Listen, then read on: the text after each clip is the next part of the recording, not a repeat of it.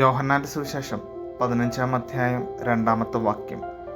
എന്നിൽ കായ്ക്കാത്ത കൊമ്പൊക്കെയും അവൻ നീക്കിക്കളയുന്നു, കായ്ക്കുന്നതൊക്കെയും അധികം ഫലം കായ്ക്കേണ്ടതിന് ചെത്തിവെടിപ്പാക്കുന്നു. സാക്ഷാൽ തോട്ടക്കാരനാകുന്ന ദൈവം ക്രിസ്തുവാകുന്ന മുന്തിരിവള്ളിയിലെ കൊമ്പുകളാകുന്ന വിശ്വാസ സമൂഹത്തെ കാണിക്കുന്ന ഒരു അനുഗ്രഹീത ഉപമയാണിത്. ഫലം കായ്ക്കുക എന്നത് വൃക്ഷലതാദികളുടെ നിലനിൽപ്പിന് അത്യന്താപേക്ഷിതമാണ്. ദൈവം അർഹിക്കുന്ന ഫലം ഏതുവിധം എന്ന് നിർവചിക്കപ്പെട്ടിട്ടില്ല. എന്നാൽ ഫലം തിരയുമ്പോൾ അത് ഉണ്ടാകുക എന്നത് പ്രാധാന്യമേറിയ വിഷയമാണ്. കായ്ക്കാത്തതിനെ നീക്കിക്കളയുമ്പോൾ കായ്ക്കുന്നതിനെ അധികം ഫലം കായ്ക്കേണ്ടതിന് ചെത്തിവെടിപ്പാക്കുന്നു.